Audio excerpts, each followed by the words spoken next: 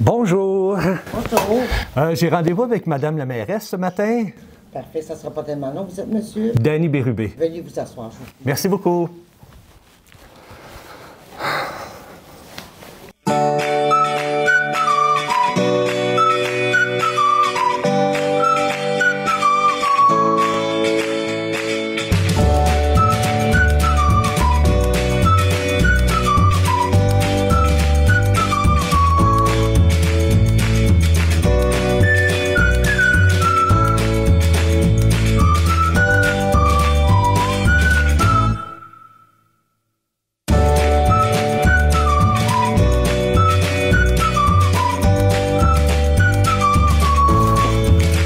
Bonjour! Bonjour. Ça va bien? Ça va très bien vous-même? Oui, merci. Merci beaucoup de nous recevoir chez vous Plaisir. ici à la mairie. Plaisir. Moi, je fais une émission qui porte sur les métiers. Oui. Et étant donné que je ne connais pas grand-chose en politique, ni ce qui se passe dans la mairie, puis je suis sûr, moi, qu'à la maison, il y a plusieurs personnes aussi qui ne savent pas comment ça se passe. Fait que je suis ici pour faire découvrir votre métier, celui de mairesse. Oui. Ça vous tente-tu de nous expliquer ça? Certainement. Suivez-moi. Bon. Je vais vous emmener dans notre salle du conseil. On va pouvoir parler de ça. Ben Parfait. oui. Madame la mairesse, la première chose qu'on va mettre au clair, c'est le fameux métier de mairesse. Est-ce que c'est un métier ou une fonction? Ah, c'est une bonne question, ça. Difficile à répondre. Je pense qu'il n'y a jamais personne qui a répondu. Puis, je ne sais pas si je vais y répondre aujourd'hui. On parle souvent que c'est une fonction. Parce que c'est une fonction élective. Donc, on se fait élire, puis ça se peut qu'on ne soit pas réélu dans 4 ans. Donc, on dit souvent que c'est une fonction, mais aujourd'hui, le rôle de mairesse, je veux dire, c'est plus comme une fonction qu'on peut souvent accumuler d'autres emplois. Il y a encore des maires qui ont leur métier, puis ils ont leur fonction. Dans mon cas, je suis ici à temps plein. Donc, pour moi, c'est quasiment comme un métier. Ça fait déjà 6 ans que je suis ici. J'ai quand même l'intention de me représenter par la suite. Donc, c'est pratiquement un métier à temps plein. Mais je pense que dans le consensus universel, ça demeure une fonction. Fait que donc, il y a des gens pour qui sont maires ou mairesses, mais qui ont deux métiers. Oui, il y a le exact. métier... Dans les plus petites municipalités, parce que la majorité des municipalités au Québec, là, sur les 1000 quelques municipalités qu'on a au Québec, la très grande majorité, c'est des municipalités en bas de 1000 citoyens. Donc, souvent, ça nécessite quand même beaucoup d'investissement. Donc, souvent, ils vont quand même finir par faire un 35, 40 heures et en plus, ils cumulent. Wow. Donc, ils vont souvent cumuler 2 fonctions. Moi, ici, on a la chance depuis avant que je rentre en poste. L'ancien maire avait fait le saut. C'était la population qui demandait d'avoir un maire à temps plein. Puis pour devenir maire ou mairesse, que ce soit une fonction ou un métier, est-ce qu'on apprend ça au cégep, à l'université? Comment on Non, il devient n'y a maire? pas de cours devenir maire. Vous voulez Mère devenir sœur. maire, devenir sœur. Non, ça n'existe pas. Peut-être qu'ils ont fait un livre, Devenir maire pour les nuls. Là, mais Je pense pas qu'il faut être nul pour devenir maire. Non, mais tu sais, il y a une gamme de livres là, qui s'appelle... Non, je pense pas que ça existe. Et non, il n'y a pas de cours universitaire. Il y a une panoplie de compétences requises pour être maire. Mais n'importe qui, vous pourriez vous présenter dans votre municipalité comme pour être maire, puis c'est la population qui va décider. C'est sûr que je pense qu'il y a quand même certaines compétences qui peuvent être acquises à l'université ou dans une autre formation, même dans une carrière professionnelle, qui peuvent être importantes ou qui peuvent être aidantes pour jouer ce rôle-là par la suite. C'est quoi la hiérarchie d'une mairie? Oui. À vrai dire, c'est le conseil municipal. Donc, ici, par exemple, à Saint-Félix-de-Valois, il y a 6 conseillers et conseillères. Okay. Puis le maire, donc on est 7 élus au conseil. Puis donc le conseil qui est justement là, un peu comme dans une autre organisation qui serait un conseil d'administration. On pourrait dire que c'est un peu la même chose, c'est juste que nous, on est élus par la population. Donc le conseil, directement en dessous, c'est la direction générale. Donc ici, par exemple, on a un directeur général, on a une direction générale adjointe. Donc c'est les 2 personnes qui sont en dessous du conseil. Donc nous, on donne nos directives au directeur général. Puis après, le directeur général, lui, est le patron, si on veut, de tous les autres employés de la municipalité. Donc, la structure hiérarchique est vraiment comme ça. Conseil municipal maire, puis contrairement au maire, le conseil est décisionnel seulement lorsqu'il siège. Donc, eux peuvent seulement prendre des décisions quand ils sont assis autour de la table du conseil. Okay. Ils n'ont pas le droit de rentrer dans la municipalité et de venir dire au directeur général ou à un autre employé est-ce que tu pourrais me vérifier ça ou faire ci, faire ça. Ils sont décisionnels, ils peuvent donner des ordres seulement quand ils sont assis à la table du conseil, contrairement au maire. Et donc, moi, je suis dans mon bureau pas mal toute la semaine. Et donc, j'ai une discussion régulière avec les différents directeurs et surtout surtout avec mon directeur général, donc avec la direction générale, quand il n'est pas là, la direction générale adjointe, et c'est comme ça qu'on passe les commandes. Puis il y a combien de personnes ici à Saint-Félix qui travaillent pour la mairie? Oui, beaucoup dans le temps. Si on regarde avec tous nos employés temps partiel, parce qu'on a notre brigade de pompiers, c'est encore des employés à temps partiel.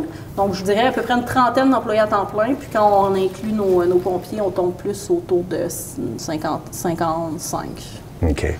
55 employés avec les pompiers. Mais on a une brigade de peu près 28 pompiers là, à temps partiel. Donc, wow, c'est quand même beaucoup. Ouais. Vous parliez de conseillers tantôt. Ici, vous avez 6 conseillers. Oui. Ils viennent de où, ces gens-là? Est-ce que c'est vous qui recrutez ces gens-là ou c'est la population qui vote pour? Comment ils font partie du conseil? Oui, non, donc ils ne sont pas embauchés. Ils sont vraiment élus, comme moi.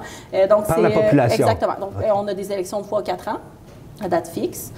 Pour toutes les municipalités du Québec sont en élection à date fixe. Là, ça fait déjà 2 ans de mandat. Donc, à chaque 4 ans, il y a une période électorale où le conseil actuel, dans le fond, devient un peu... il siège encore, mais comme un 30 jours de période électorale où là, les gens ont déposé leur candidature avant. Pour se présenter, il faut avoir déposé notre candidature. Donc, ça, c'est Élections Québec là, qui gère tout ça avec les dates qu'on doit respecter. Donc, vous voulez vous présenter dans votre municipalité pour être un élu, soit maire ou conseiller, vous déposez votre candidature et par la suite, vous êtes candidat. Vous avez le droit d'être candidat, vous pouvez être candidat indépendant. Et vous pouvez, comme dans mon cas, cette élection-ci, dans les derniers 2 ans, la dernière élection, moi, je me suis présentée. Donc, je me suis présentée comme candidate, mais j'ai fondé avec les gens que j'avais rencontrés que je voulais former un parti avec eux. Donc, on a créé Saint-Félix Ensemble, qui est le parti politique de Saint-Félix. Fait que là, parlez-moi du rôle du maire. Oui, Qu'est-ce qui fait le maire? Il y a le maire, ses conseillers. Oui, oui. Qu'est-ce qui fait le maire dans ses journées, à part que de prendre du café et de répondre au téléphone? Oui, on a besoin de café, je vous dirais. Tous les matins, c'est nécessaire pour entamer la journée. Parce que souvent, la journée commence entre... Si on regarde, par exemple, mon horaire, là, souvent, je commence soit à 8h ou 9h, tout dépendant de quelle heure commencent mes réunions.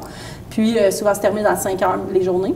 Et quelquefois, continue à 5 heures parce qu'on a des rencontres jusqu'à 10 heures. Donc, une rencontre le soir avec différents comités ou mon équipe d'élus. Ou quelquefois, je retourne à la maison de 5 à 7 et 7 heures je reviens à la mairie jusqu'à 10 heures.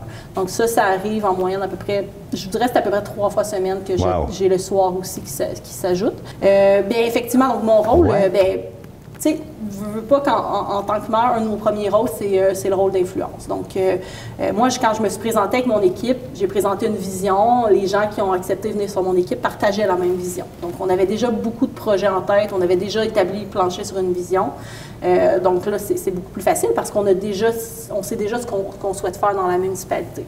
Par la suite, après, il y a du day-to-day, il y a des décisions qui doivent se prendre pour mener à terme ces projets-là, ou quand il arrive une problématique, on doit se positionner sur différents sujets.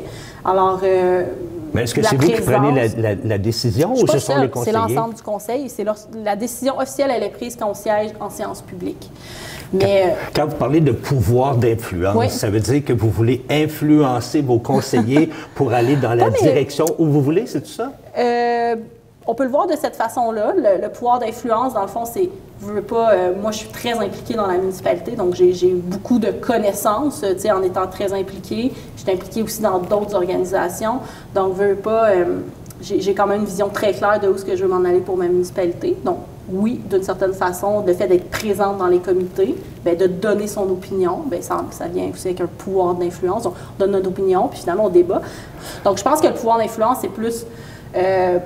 c'est comme une utilité, c'est un pouvoir qui vient avec la connaissance, l'implication, puis qui permet après d'avoir le respect de ses pairs, puis de pouvoir influencer, puis pour permettre d'arriver à réaliser les projets, puis mettre à terme notre vision. Ouais. Mais il faut être ratoureuse un petit peu, là, pour les diriger au bon endroit, non? Je vous dirais que c'était... oui, c'est un bon point. Bon, ratoureuse, peut-être pas, mais je dirais pas ça comme ça. Je continuerai à dire que c'est un pouvoir d'influence. C'est pas au maire d'avoir la dernière décision sur un projet? Pas nécessairement. Puis c'est là que je dis que le pouvoir d'influence est important.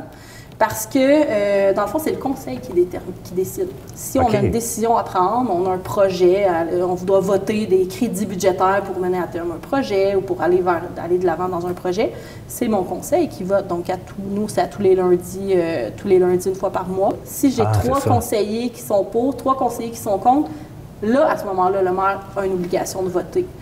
Mais sinon, je ne vote jamais. Le maire ne vote jamais donc, c'est là que j'explique l'importance du pouvoir d'influence. Parlons donc d'une journée typique de travail pour la mairesse. Qu'est-ce qu'elle fait d'une journée? Les gens sont curieux. Oui, qu'est-ce que ça fait? Mais qu'est-ce qu'on fait? Est-ce qu'ils vont manger des sandwichs avec les organismes à tous les jours, manger des sandwichs, boire du café? On fait un peu plus. J'imagine, oui, à vous entendre. On fait un peu plus. Fait que c'est quoi votre journée typique ou votre semaine? C'est que c'est tellement variable. Puis ça, c'est ce qui est intéressant du rôle de maire. Puis moi, c'est ce que j'adore, c'est qu'il n'y a jamais une journée qui est pareille. Aujourd'hui, je suis en entrevue avec vous.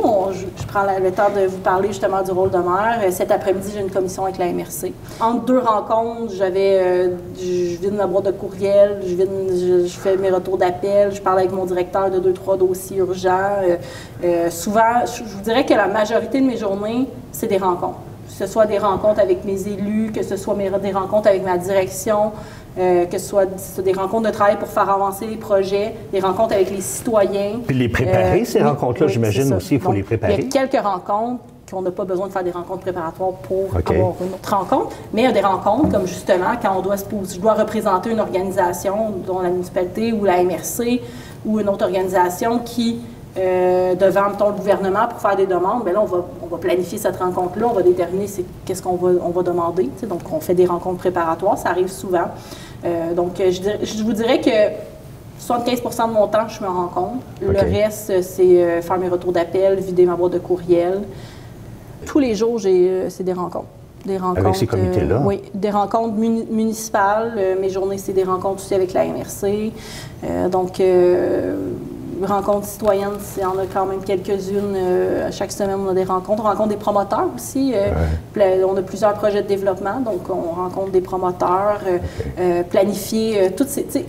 À chaque fois qu'on a une rencontre, comme vous dites, il faut souvent les planifier. Donc, est-ce que les ordres du jour sont corrects? Est-ce que tout ça génère du travail, mais c'est essentiel pour faire avancer nos dossiers.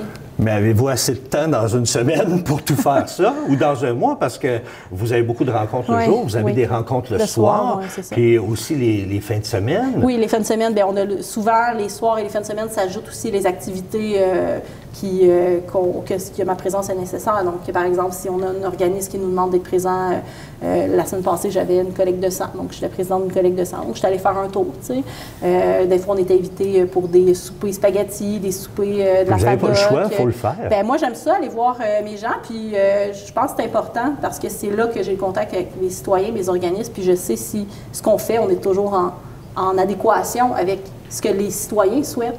T'sais, si je reste dans ma tour ici, là, on va appeler ça quasiment comme on pourrait dire une tour d'ivoire, souvent on dit ça, le maire ou l'organisation, c'est comme si on sont dans une tour d'ivoire. Mais moi, je veux pas ça. Je suis très présente dans la municipalité pour faire avancer les dossiers, mais je comprends l'importance d'être sur le terrain aussi, d'aller voir soit les entreprises, soit les organismes, soit les citoyens, donc d'être dans les activités pour parler aux gens, pour voir, qu'est-ce qu'on a fait là? Est-ce que finalement, les citoyens sont toujours d'accord avec ça? Questionner, on s'en va là. Qu'est-ce que vous en pensez? Ben là, moi, je vais vous dire qu'à vous écouter, je suis épuisé. Je suis fatigué parce que je sens que vous avez pas mal de choses à faire. On va prendre une petite pause, si vous le permettez. Parfait. On va aller se chercher un bon petit café. Habituellement, j'en prends pas, mais avec vous, ça va me faire plaisir. Bon, on va aller chercher un petit café puis on revient. Ce sera pas long. Merci beaucoup. Ça fait plaisir. Ça va faire du bien. Mais dites-moi... ce que vous me parliez tantôt, là, toutes les choses que vous faites durant une semaine, c'était juste une blague, celle-là. Là, hein? Vous pensez? Oui, parce que c'est pas mal. Oui, OK. Non, c'est à peu près la moitié. La moitié? Bien, quelle petite affaire qu'on pourrait aller parler encore. OK, allez-y, je vous suis. La moitié. Faire plaisir, oui. Wow!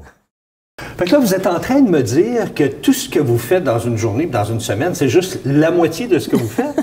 Bien, la moitié, c'est À la municipalité, c'est la majorité de mon implication. Par contre, dès qu'on est maire, on siège, par exemple, à la MRC, donc qui est le palier régional de décision. La MRC? Ouais, MRC qui veut dire?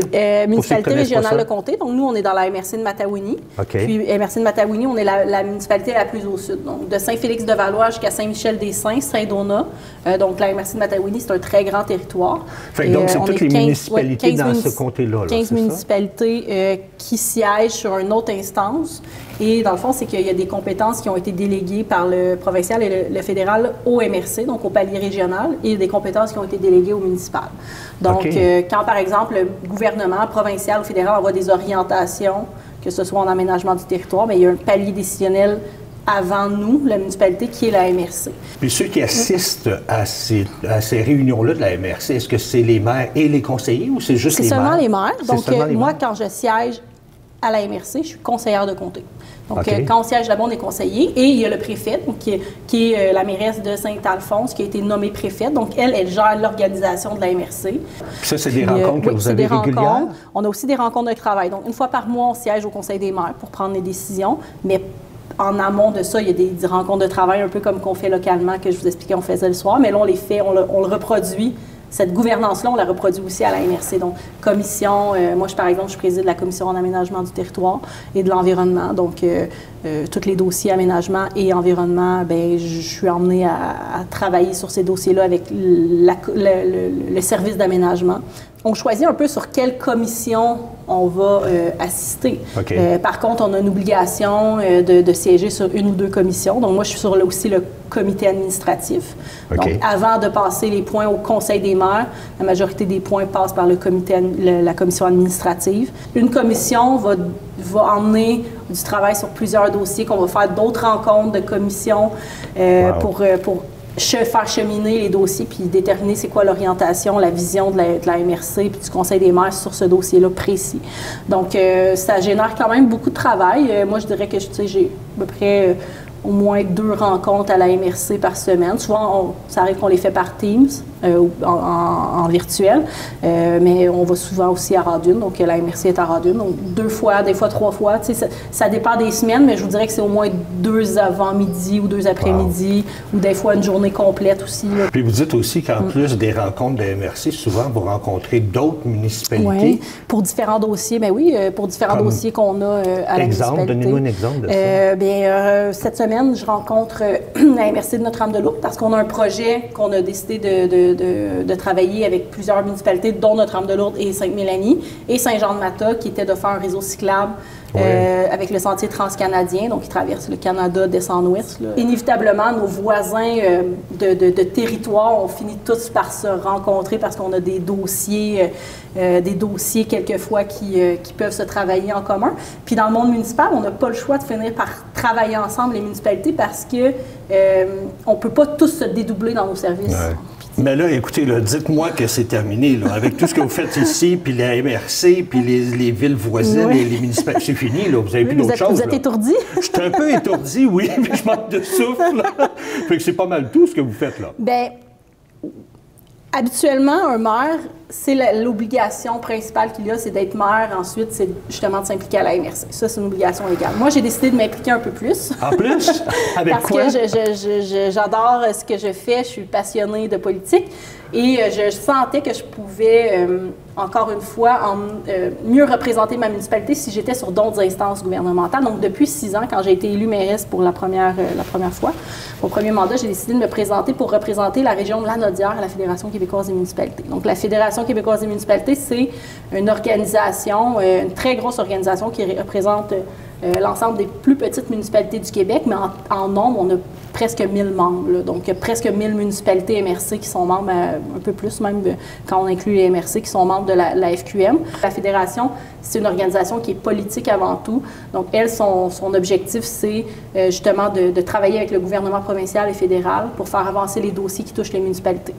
Donc, mon implication est à la FQM, elle est, pour moi, de 2 façons. Elle est que j'ai l'impression de faire avancer des dossiers qui vont impacter tout le monde. Donc, tu sais, on ne veut pas l'implication, je suis passionnée de politique, j'ai une vision, on peut justement faire avancer des dossiers, argumenter sur des dossiers, voir comment on peut améliorer comment on fonctionne dans les municipalités. Mais de l'autre côté, mon implication là-bas fait en sorte que je peux aussi influencer ou dénouer quelquefois des situations qu'on vit dans notre municipalité et que là, je peux en discuter avec la fédération puis voir, est-ce que dans un projet de loi, est-ce qu'on pourrait justement faire inclure ça auprès du gouvernement ou moins essayer, tu sais? Mais avez-vous calculé combien d'heures par semaine vous passez là-dessus? Non, il y a pas assez d'heures sur l'horloge, j'imagine? Bien, c'est que les réflexes sont toujours là, même quand on n'est pas...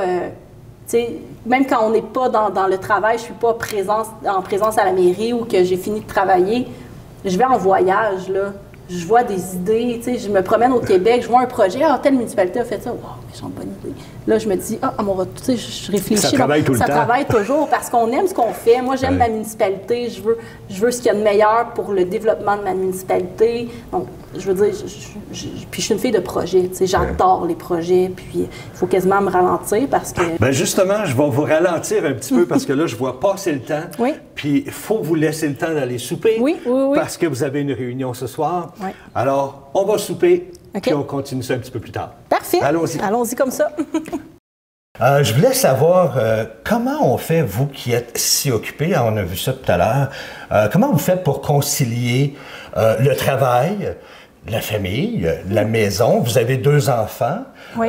Vous êtes mère, vous êtes aussi épouse, vous avez un mari. Fait, comment faites-vous pour concilier tout ça dans une semaine? C'est pas évident. Bien, merci de m'avoir permis d'être aujourd'hui en entrevue avec vous. C'est vraiment apprécié. Puis de justement pouvoir partager ça avec vous. La conciliation travail-famille, c'est pas toujours évident. Mais c'est possible qu'on est bien entouré. Donc, moi, j'ai cette chance-là d'avoir justement un bon conjoint qui est très présent à la maison. Donc, inévitablement, lui, il a pris justement là, les congés parentaux. On a parlé que j'avais 2 jeunes enfants. Donc, j'en ai un de 10 mois, Ulysse. Puis, j'ai également Hector qui vient juste d'avoir 3 ans. Puis, dans les 2 cas, nous, les élus, on peut s'absenter jusqu'à 4 mois. Dans le fond, 18 semaines qu'on peut s'absenter comme élu. Après, si on ne retourne pas sur notre siège, on est relevé de nos fonctions. Donc, dans la loi, c'est ainsi fait. Donc, l'homme de la maison aide un peu, là. Oui, oui, il aide un peu. Il aide beaucoup, là, je voudrais pas... Oui, donc, oui, il aide beaucoup. Heureusement qu'il est là, heureusement que j'ai eu un bon conjoint là, qui est très impliqué avec la famille, qui m'a permis justement de bien concilier. Mais même à ça, je ne vous cacherai pas que c'est difficile parce qu'en tant que maman, on vit quand même avec une certaine culpabilité aussi. Ouais. Là, puis une certaine... on se sent quelquefois pris entre nos obligations familiales. Donc, tu sais, on souhaite être avec notre famille. On a des enfants parce qu'on veut avoir des enfants. On est heureux de ça, puis on les a mis au monde. C'est pour passer du temps avec eux. Et de l'autre côté, on est un peu pris avec les obligations professionnelles qui sont quand même assez importantes. Vous en faites beaucoup. Ça arrive-tu des fois que vous relaxez puis que vous avez des activités autres que la mairie? Puis là, dites-moi pas que pour relaxer, je vérifie mes courriels le soir. Là. Dites-moi pas ça. Oui, non, ça arrive souvent de regarder les courriels le soir et de finir ce qu'on n'a pas eu le temps de faire dans la journée. Mais pour relaxer... Qu'est-ce que vous faites pour relaxer? Pour relaxer, on fait beaucoup de plein air, moi et mon conjoint. Puis là, on essaie d'en faire avec les enfants. C'est sûr que c'est différent, mais on essaie de se donner du temps aussi de couple. Donc, comme je dis, j'ai la chance d'être bien entourée. Donc, quelquefois, on fait garder les enfants pour avoir du temps de couple. Je pense que c'est important. On était ensemble avant d'avoir des enfants. Donc, on maintient ce lien-là qui est important. On aime bien aller au spa. Ça c'est une bonne façon de se reposer. On est des fans de spa, moi puis mon conjoint. Donc, quand on veut se gâter, on va se reposer au spa. Sinon, beaucoup de plein air. Randonnée en montagne, moi et mon conjoint, on adore ça. Donc, on en fait beaucoup. On en fait moins qu'avant avec les enfants. Tu sais, on ne peut plus se permettre de partir faire une randonnée de 7 heures. Mais on l'adapte avec les enfants. Puis, si on a du temps ensemble, on va en faire. Mais c'est sûr que c'est beaucoup plus rare. On en fait beaucoup moins qu'avant. Je vous pose une dernière question pour terminer cette émission-là. Vu qu'on est loin là, un petit peu des oreilles de la mairie, qu'on est juste tous les deux, il n'y a pas personne qui écoute, là, on est juste toutes les deux, là.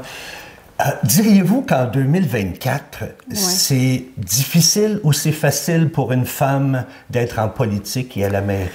Bien, je pense que c'est plus facile que ce l'était avant, parce qu'on en voit de plus en plus. Donc, on est à peu près 20 de mairesses au Québec lors des dernières élections, un peu plus en termes de conseillères municipales. Donc, à chaque 4 ans, il y a toujours eu un accroissement là, du pourcentage de femmes en politique. Donc, on sent qu'il y a un peu plus d'ouverture sur ce monde-là. Par contre, c'est sûr que le monde politique municipal n'est pas adapté encore pour les femmes, notamment pour la conciliation travail-famille, notamment pour les congés parentaux, comme je vous expliquais en début d'entrevue. Vous me disiez que vous avez juste 18 semaines. C'est ça. Donc, tu sais, l'ensemble des Québécoises et des Québécois peuvent s'absenter pour une plus longue période avec le régime du RQAP. Les élus, on est les seuls au Québec, et les élus provinciaux à ne pas avoir droit à ce régime-là. Donc, nous, après 18 semaines, les élus municipaux, on doit retourner au travail. Je pense que les élus provinciaux, ils n'ont aucune notion de congé parental là, dans leur travail. Donc, ils doivent...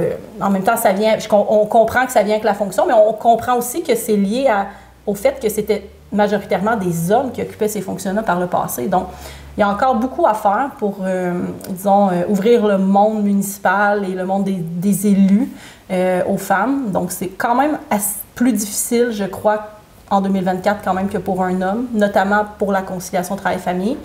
On entend sinon beaucoup dans les médias notamment, là, justement les cas de harcèlement, les cas des fois c'est plus difficile pour les femmes de s'impliquer en politique parce que ça les... Fondamentalement, je pense que ça les dérange davantage que les hommes. La notion de confrontation, notamment avec les citoyens, souvent, c'est des choses qui arrivent. On est souvent confronté à nos propres décisions, puis on doit les justifier devant les citoyens. Donc, c'est peut-être des aspects qui attirent moins les femmes. Mais en tant que femme, pensez-vous que vous devez travailler beaucoup plus fort que les hommes pour être écoutée, pour être entendue? Je pense qu'on est juste différentes dans notre façon de travailler. Pour avoir travaillé avec des hommes, avoir travaillé avec des femmes, je crois que les femmes, on est plus dans le mode conciliation. Justement, on va arriver à un consensus. Les hommes sont plus dans la confrontation. Ils vont plus aller au front pour justifier leurs points, argumenter. Les femmes, on va plus rechercher le consensus. Donc, on travaille différemment. Oui, ça arrive encore qu'en 2024, on a besoin de plus justifier ce qu'on souhaite faire. Moi, j'ai pas vraiment vécu ça. J'ai eu la chance, je pense, d'être à Saint-Félix-de-Valois, du moins, j'ai un bon conseil, des bons élus. Je vous dirais peut-être la première année de mon mandat. Parce que quand j'ai été élue pour la première fois il y a 6 ans, j'avais 26 ans. Wow. Donc, à 26 ans, j'ai eu l'impression que je devais davantage démontrer mes compétences. Puis il y avait peut-être aussi la notion qu'on sent un peu imposteur, là, tu sais. Le sentiment d'imposteur ou le sentiment de devoir justement justifier davantage ce qu'on fait. Donc, j'ai travaillé beaucoup plus, je pense, dans les premières années pour justifier les projets ou les idées. Mais aujourd'hui, ça va beaucoup mieux. Donc, je pense que c'était surtout la première année. Tu sais, j'ai quand même eu... Puis je peux vous en parler, là, tu sais. J'ai pas vécu ça souvent, mais j'ai déjà entendu des choses comme... Pas seulement parce que j'étais une femme, mais aussi parce que j'étais une jeune, jeune élue. De me faire dire que, qu'est-ce que je pouvais connaître au transport parce que j'étais une femme puis une jeune. Donc, je connaissais rien à ça. Donc, je ne pouvais pas avoir de vision ou d'opinion. Puis, c'est un collègue là, qui a dit ça. Donc, c'est pas un citoyen. Donc, c'est un collègue qui est dans le métier. Mais c'est arrivé une fois. Puis, à longue de travailler ce collègue-là, aujourd'hui, je pense qu'il y a énormément de respect pour ce que je fais. Donc, je pense que c'est des vieilles perceptions. C'est un élu qui vient d'une autre génération aussi. Peut-être qui arrivait avec son jugement, puis que finalement, le fait de travailler ensemble et les années de travail qu'on a eu ensemble, ça l'a changé sa perception. Parce que je suis pas sûre qu'aujourd'hui, il dirait la même chose. Oui. Mais vous, ça semble bien aller dans votre cas, mais est-ce que ça arrive des endroits où ça va moins bien pour les femmes? Bien, moi, j'entends à beaucoup d'endroits que ça va, c'est plus difficile. Je suis bien impliquée à la Fédération québécoise des municipalités, puis j'ai été présidente du comité femmes politiques. C'était un enjeu qui est ressorti que pour les femmes, c'était beaucoup plus difficile. Wow. C'est dans des milieux... faut pas généraliser. Je connais comme moi, ça va bien. Il y a des endroits où ça va très bien aussi, mais il y a quand même une tendance que dans certains milieux, les femmes vont devoir travailler 2-3 fois plus que les hommes pour démontrer. Donc, quand on arrive, démontrer qu'on a les compétences, démontrer qu'on est capable de gérer la municipalité, contrairement à un homme qui va arriver puis que c'est comme si on lui fait confiance d'office. Okay. Donc, il y a encore cette tendance-là, mais moi, je pense que j'ai confiance en l'avenir, puis je pense que le fait qu'il y a de plus en plus de femmes qui s'impliquent, tu sais, c'est comme je disais, c'était pas un monde qui était ouvert aux femmes avant, là, c'était des hommes majoritairement qui étaient en politique. Donc, plus le temps avance, plus qu'on va avoir de femmes, je pense que la réalité va démontrer que, bien, justement, on est aussi compétentes que les hommes. Effectivement. C'est pas plus.